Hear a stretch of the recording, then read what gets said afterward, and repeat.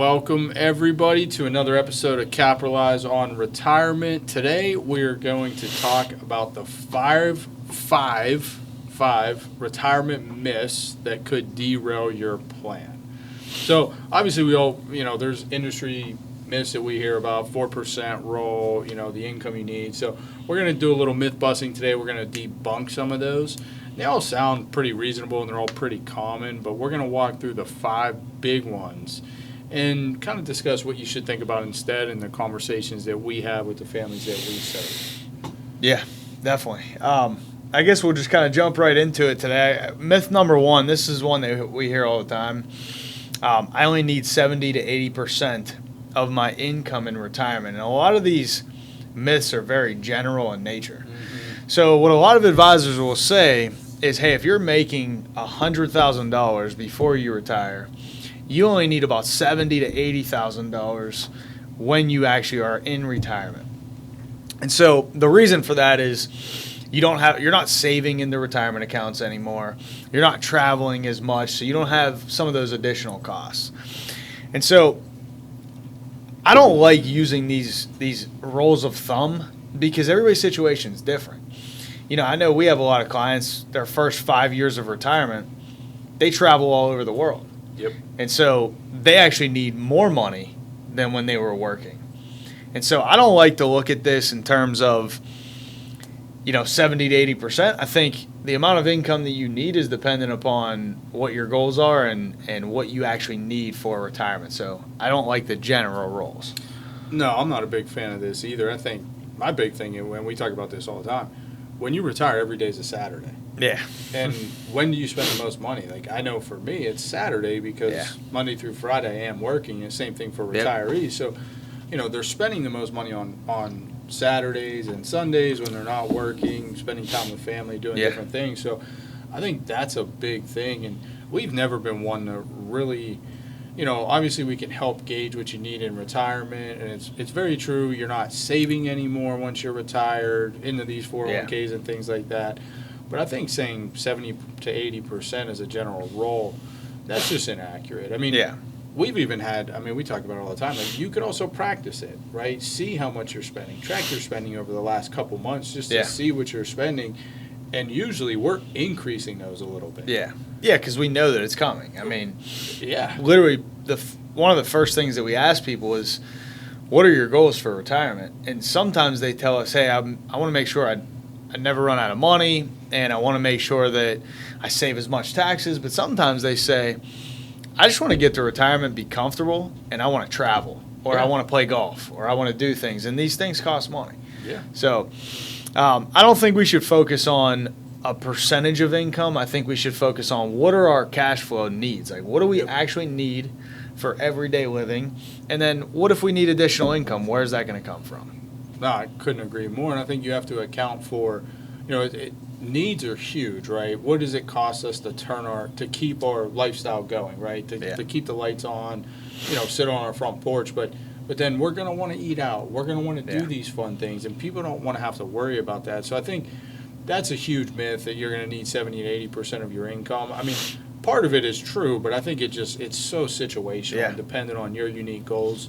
But I think the main thing here is having an income plan, right? Knowing how much can I responsibly take out, right? You can't just go off these generalities of, I can take 70 to 80% of my income, I'll be fine. You may, but you may not. Yeah.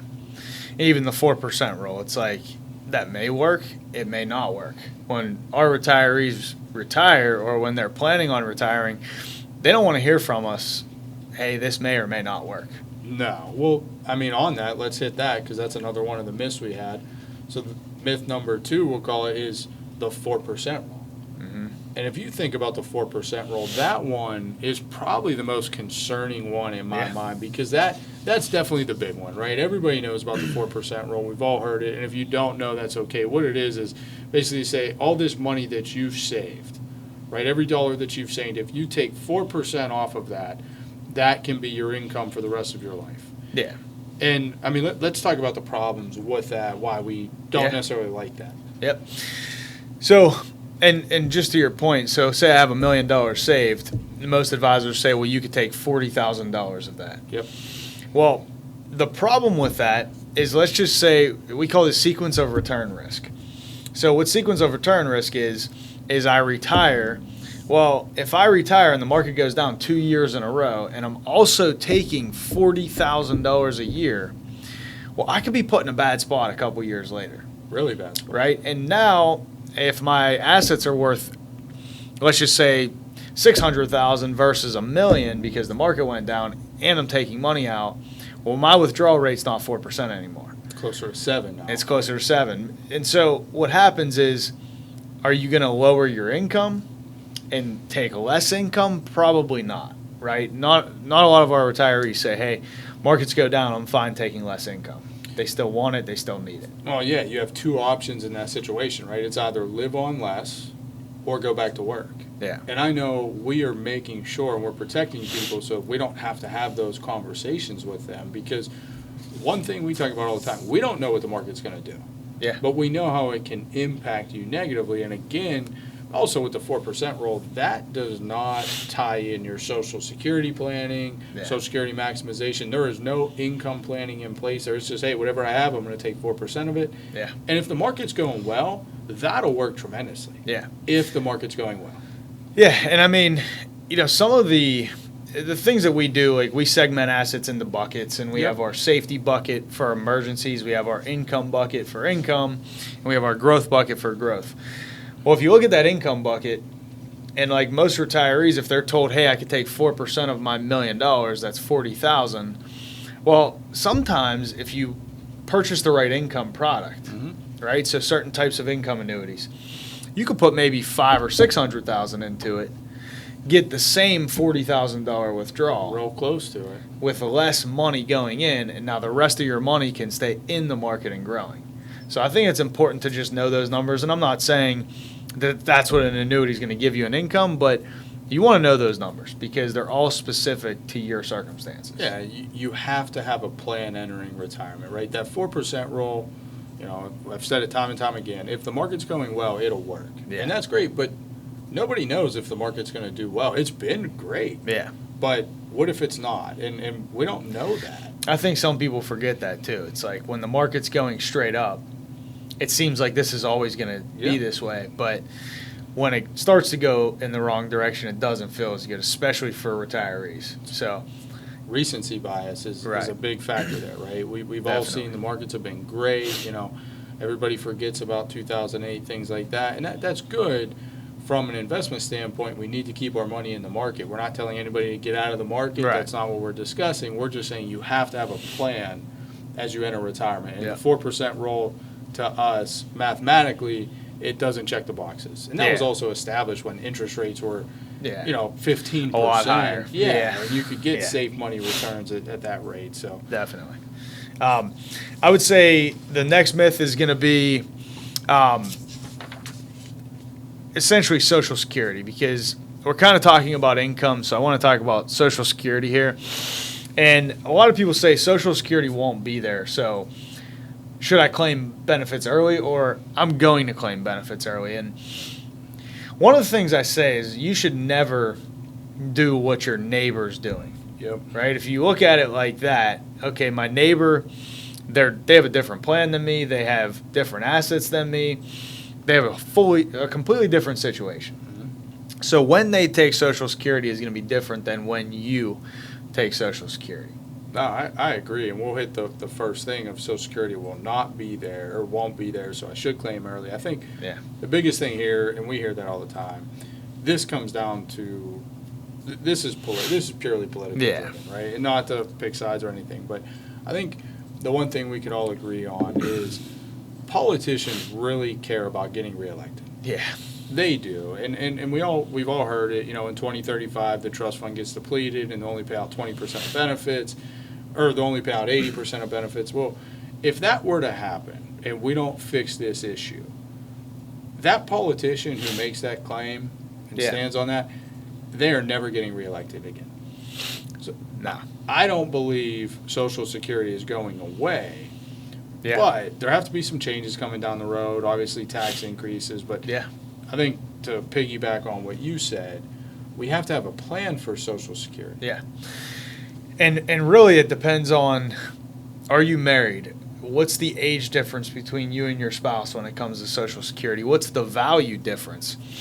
And a lot of people will calculate just black and white. They'll say, if I take benefits at 62 versus waiting until 67, if I wait until 67, I'm going to get more money if I live until 90. Yep, my break even is. Yeah, my break even's usually around 81 to 83 years old.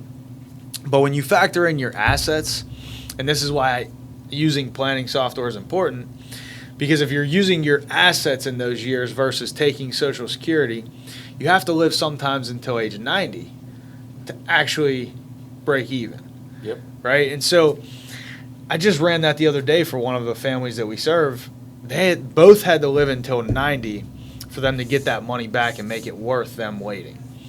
So when I showed them that, they wanted to actually take benefits early. And some of our clients, it makes sense to take benefits later.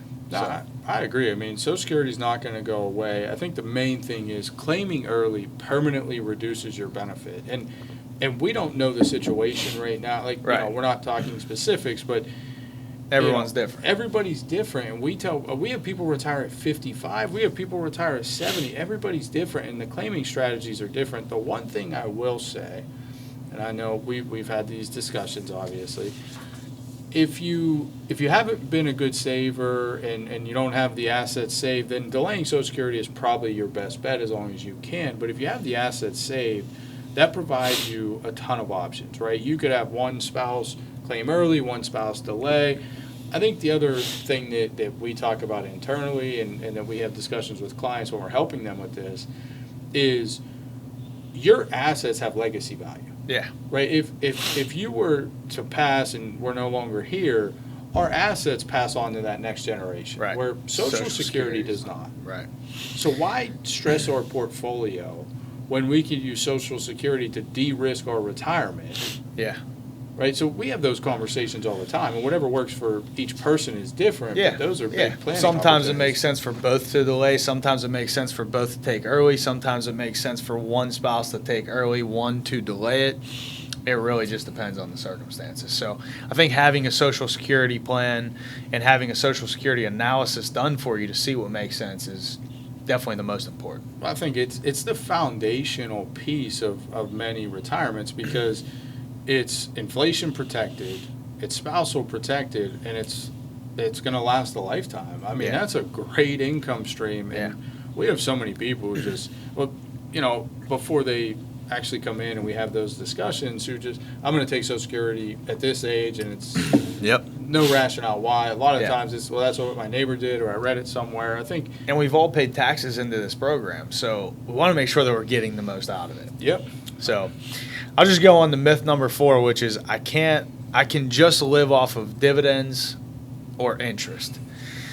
And I hate this one because I hear this all the time. This one makes me cringe too. Yeah, and I want to say this, dividends are not guaranteed income streams, right? Yeah. Like a lot of advisors sometimes make it seem like those dividends are going to keep paying no matter what. Companies don't have to continue paying dividends. They could turn that off. They could lower them. If the market goes down, a lot of the times those companies will cut some of their dividend back. They won't pay as much. So it really depends. And a lot of those strategies as well, if you look at them, when they do pay that dividend to you as the investor, sometimes the stock price goes down sometimes the exact same percentage as the dividend that's paid. Mm-hmm. And so that's not everyone, but it happens often. And so it just creates some problems, especially if you're relying on that for income. We saw it in 2020 during COVID. I mean, and people forget about it because it was so short-lived. Yeah. But there was companies who were paying dividends for hundreds of years that stopped paying their dividend because of COVID. I mean, and then, people say, I live off dividends or interest, right? So now we're referencing bonds on the interest side. And when interest rates were really high, that was kind of a good strategy. But the landscape has changed so much, and I think it's our job to understand the landscape, right? Yeah. And it's our job to educate people on this. That's why we do these. Yeah. But I think if you think about bonds in 2020, interest rates were extremely low, so your bond interest was under that 4% rule. Yeah. So if you're living on, just in that example, if you're living on 4%, well, you're selling bonds for that. Then 2022 hits, and interest rates start to come up, and now we get bond prices. Our accounts are dropping 20% in our safe asset class while we're taking money out. I mean, that's one of the worst ones. That one kind of makes me cringe. Yeah, I mean, and like some people will say, well, the highly rated bonds will pay 4 or 5% right now, maybe 6%. If you want to try to get a higher yield bond that's paying a little bit more, well, you're taking more risk for that. People act like buying a bond is risk free, but the more reward that you get with that bond, the more risk you're taking. So there is risk there, and 2008 was a time where people had these bonds and they thought they were safe and they weren't. So 2008, 2022, we saw it. I mean, 2022 bonds were down 20-some%. I think some Vanguard funds from 2022 are still down. And I think most people get you mentioned annuities earlier, and we kind of have the conversation, and we tend to look at annuities as a bond replacement strategy almost.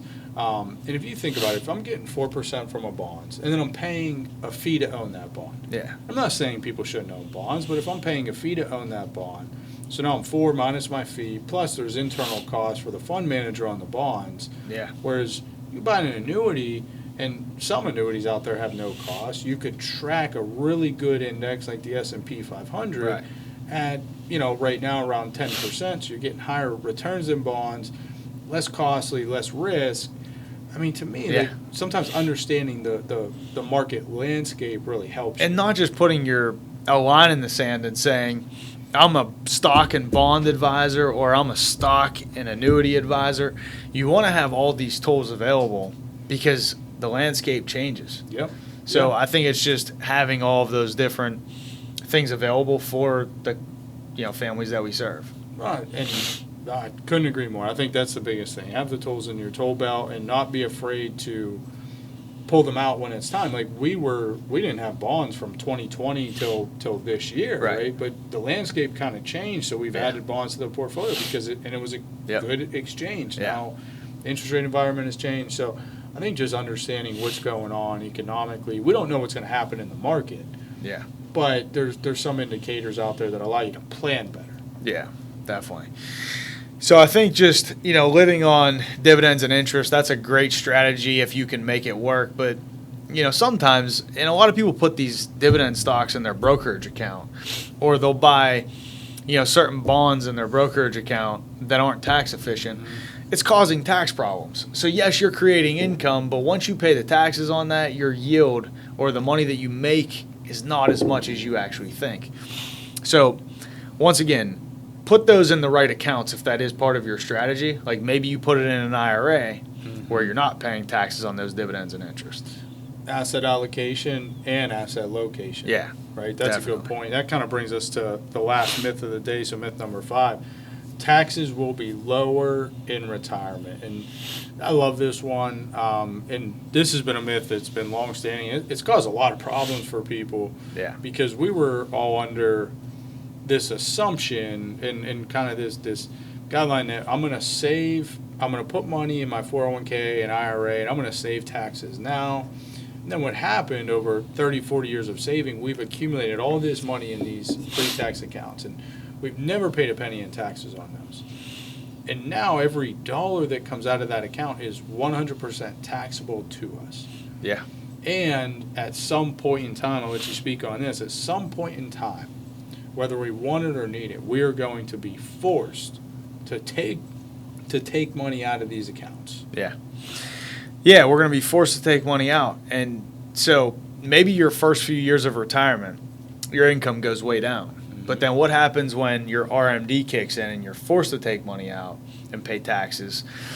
And a lot of the times what we see is people will get to this point where they do need, more income the first few years, but then their income kind of goes down because they're not traveling as much. But then it's forced back up, and so it causes Social Security to be taxed higher, it causes Medicare to be, you pay more premiums for Medicare based on your income, and you could potentially be in a higher tax bracket. And so there's a lot of other problems that this causes, but we see it all the time where these retirement accounts are the least tax efficient accounts that we own.